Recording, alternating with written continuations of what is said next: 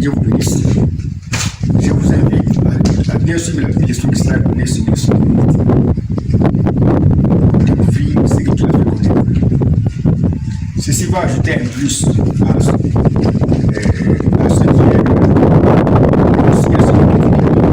parce que chacun va recevoir quelque chose.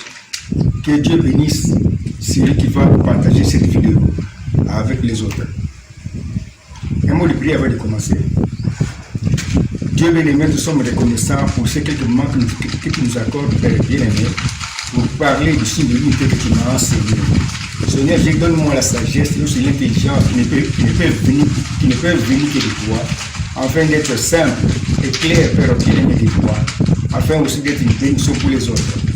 Nous te louons, nous te glorifions pour ce que tu vas nous accorder, parce que nous croyons que tu nous écoutes pour nous accorder plus que ce que nous demandons. Au nom du Seigneur Jésus-Christ, pour la gloire du Seigneur. Amen. Un mot d'introduction, on va commencer. Je vais lire quelque chose. Comme introduction à notre petite leçon sur le signe de l'unité, nous lisons ceci. La petite leçon sur le signe de l'unité est une série de plusieurs leçons qu'on va suivre et qui va nous donner l'occasion de visiter, comme des touristes, je dis bien visiter, la pensée de celui qui existe par lui-même avant la création de ce monde.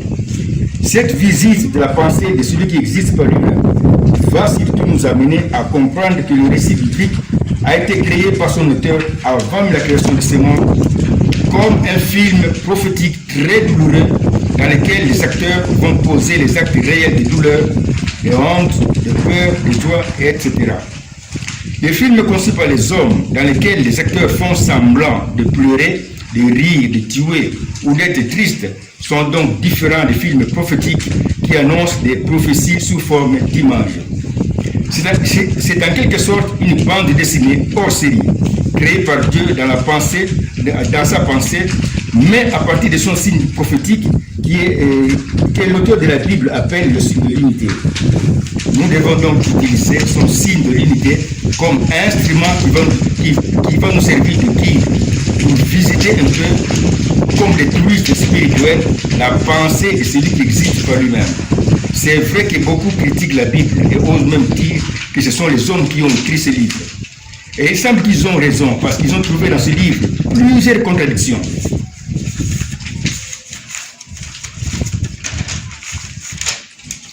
Dans le récit qui parle des aveugles guéris à Jéricho, Matthieu dit que Jésus a guéri 2 aveugles à sa sortie de Jéricho, comme l'indique le dessin ci-après.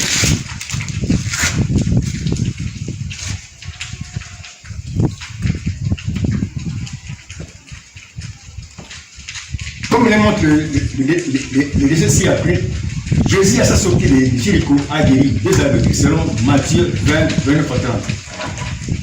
Mais selon Marc 10, 46, Jésus à sa sortie de Jéricho a guéri un seul aveugle. Or, pour Luc, pause. J'ai dit ceci, selon le dessin que nous avons aussi appris, Jésus à sa sortie de Jéricho a guéri 2 aveugles, selon Matthieu 20, 29 à 30. Mais selon Marc 10, 46, Jésus à sa sortie de Jéricho a guéri un seul aveugle. Or, pour Luc, selon Luc 12, 35, Jésus a guéri un seul aveugle, mais avant d'entrer à Jéricho.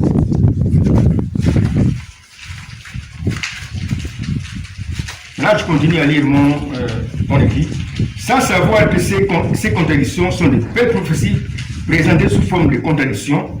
Le critiqueur de la Bible n'hésite pas à pointer avec son doigt ce cas pour dire avec force, en tout cas, ce sont les hommes qui ont écrit.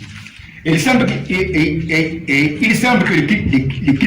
les critiqueurs ont vraiment raison, parce qu'ils ont vu une très grande contradiction dans les rapports de recensement des soldats faits par le chef de l'armée Joab sur ordre de David.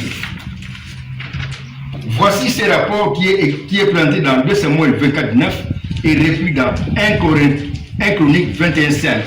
Voici ces rapports.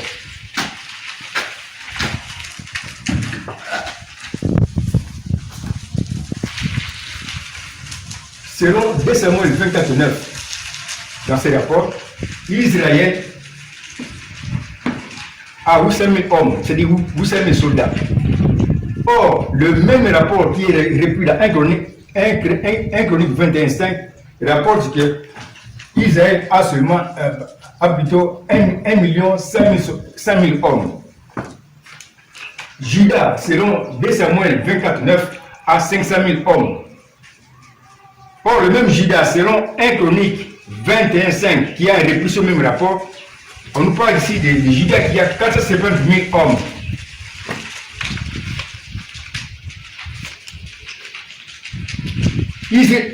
Israël qui a 800 000 soldats, selon 2 Samuel 24:9, se retrouve avec 1 100 000 soldats, selon 1 Chronique 21:5.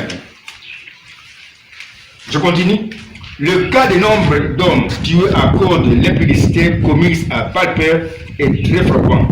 Alors que le grand prophète Moïse parle de 24 000 hommes tués, Paul, lui, parle de 23 000 hommes dans 1 Corinthiens 18.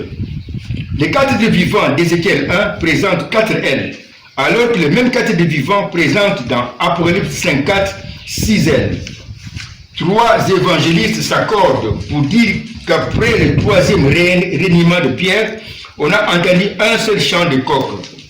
Or, Marc rapporte qu'après le deuxième reniement de Pierre, on a entendu d'abord le premier chant de coq.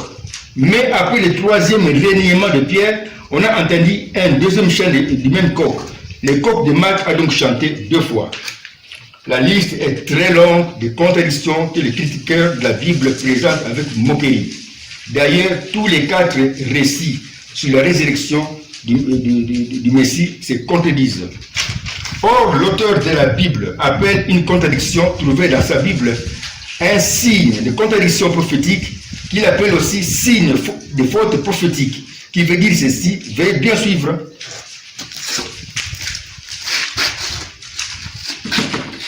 Prophétie spéciale temps de la fin ou 7e jour de l'Église.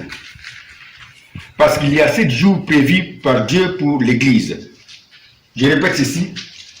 Un signe de contradiction prophétique trouvé dans la Bible, ou bien un signe de contradiction ou une faute trouvée dans la Bible, un semblable de faute pour Dieu, signifie signe de contradiction prophétique ou signe de faute prophétique, qui veut dire prophétie spéciale temps de la fin ou 7e jour de l'Église, parce que Dieu a prévu 7 jours pour l'Église.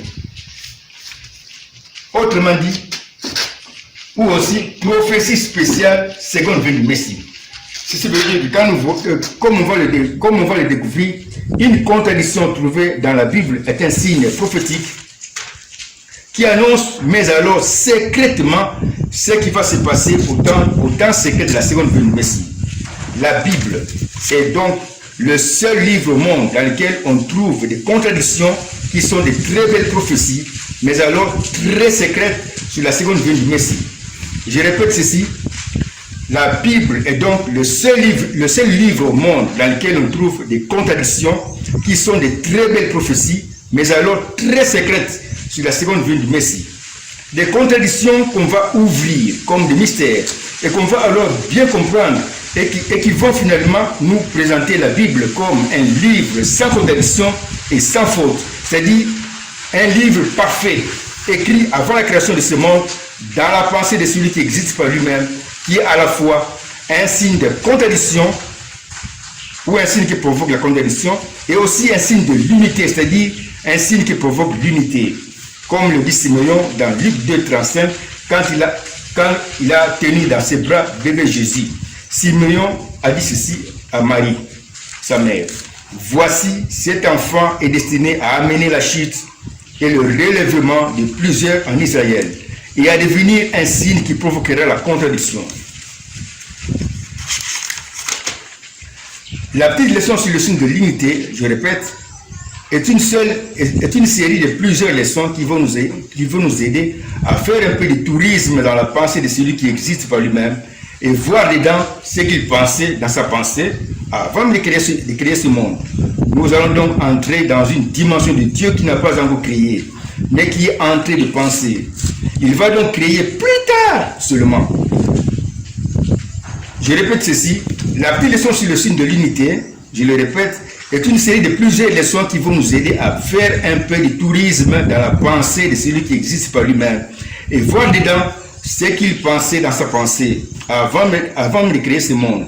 Nous allons donc entrer dans une dimension de Dieu qui n'a pas encore créé, mais qui est en train de penser. Il va donc créer plus tard seulement.